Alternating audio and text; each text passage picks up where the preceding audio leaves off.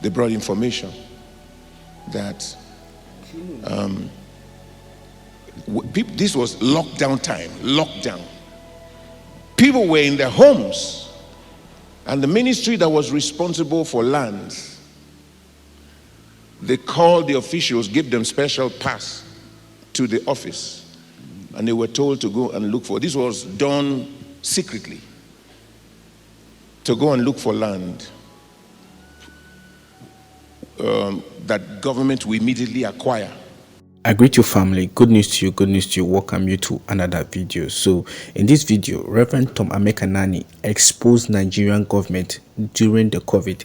He said the Nigerian government acquired a land in which they wanted to use it for mass burial during the COVID because of information that was given that people will be falling down and dying. So when Reverend Tom heard about it, he gathered some of his pastors and prayer team members and they prayed against it, and that cause was reversed, and nobody died during that period in Abuja after they raised a prayer. So let's go straight to this video and watch this amazing testimony from Reverend Tom Amekana. God bless you. What happened during the COVID pandemic? Yes, that's what it was, the pandemic. You know what they said was going to happen in Africa? People were going to be falling down by their thousands and dying. Now you would think that they were joking. They knew what they planned. They knew what planned to do to people in Africa and of course in other parts of the world. So in the city where I was, the Federal Capital Territory in Nigeria, in Abuja, they brought information that this was lockdown time, lockdown. People were in their homes, and the ministry that was responsible for lands, they called the officials, give them special pass to the office, and they were told to go and look for. This was done secretly, to go and look for land that government will immediately acquire for mass graves that people were going to. Now, I'm not kidding. This is not. I'm not giving you information that as it really happened. They gathered in the office and they were briefed. Go out, gave them passes so that when they come to the police checkpoint, they will be allowed to pass. Look for land that they will use for mass graves, that thousands of people were going to die. The information reached me. And I said, in this city, you are a liar, devil. I said, nobody's dying here. Now, you see, that's why I said, when you read the scriptures, locate yourself. Because sometimes people are deceived to think, oh, there are many, many Christians. I didn't know who else heard. And I don't know who heard and went to sleep that will not do something about it. So I said, I called our pastors and leaders. I said, nobody's dying here. We better start praying. I said, we are the salt of the earth. We preserve lives in this city. And we began to pray. 2 weeks later, they brought a specific figure that 39,000 people were going to die.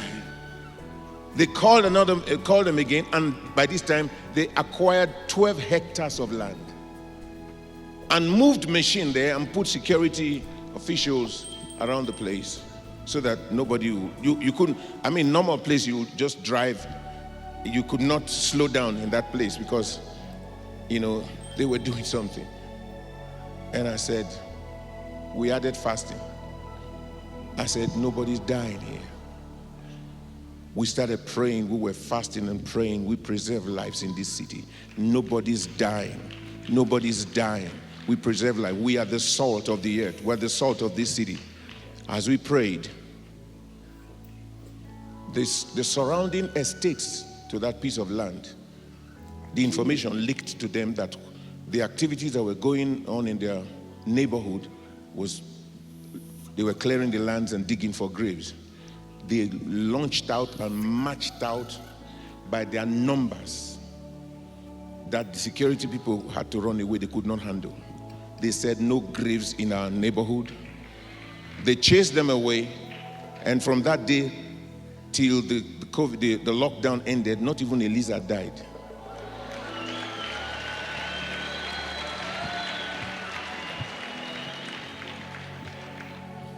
So I said that for you to know that God holds you responsible.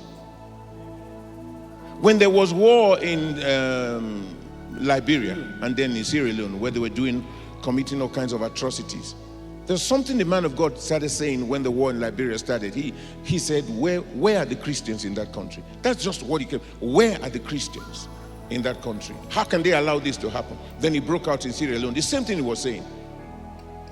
You know how many years ago that was? The war that broke out when Charles Taylor and the rest of is it Doe, who was the one that was dead? And way back, that's what the man of God said. That Christians should learn to take the responsibility to pray for their country and prevent such chaos and catastrophe. You understand?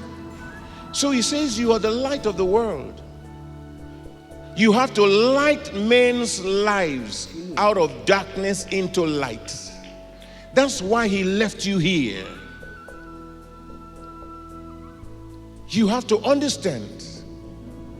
If you don't do it, you are assuming someone else will do it. But God's not looking at someone else, he's looking at you, because it is your responsibility to do it. If it was for you to go to heaven, the moment you said Jesus is Lord of my life, you would have been transported. The population would have reduced in this world. And everybody that gets born again, God will immediately rapture them to heaven. But he left us here for a purpose. Think about me. Think about the number of people that have been born again since I got saved. That's the reason God left me here. And were it not for that, maybe they would have perished. They would have gone to hell. And I'm still on the job until the rapture. Are you hearing me? It's your responsibility. Your responsibility, and you must know that and take that responsibility seriously. Seriously. If any man be in Christ is a new creature, all things have passed away. Behold, all things have become new. And all things are of God, who had reconciled us to himself and given to us the ministry of reconciliation. He gave us the responsibility, the ministry of reconciliation. The next verse it says, to wit that God was in Christ reconciling the world unto himself, not imputing men's trespasses unto them. In other words, God is no longer accusing men of their sins,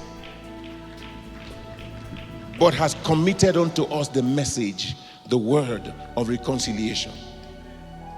He's committed unto us the message of reconciliation. He said to Ezekiel, Son of man, I have made you a watchman over the house of Israel. That's what he said in Ezekiel chapter 3. I made you a watchman over the house of Israel. And he says, therefore hear the word at my mouth and give them warning for me. When I say unto the wicked, thou shalt surely die, and thou givest him not warning, nor speakest to warn the wicked from his wicked way to save his life. Watch now, to save his life. The same wicked man shall die in his iniquity, but his blood will I require at thy hand.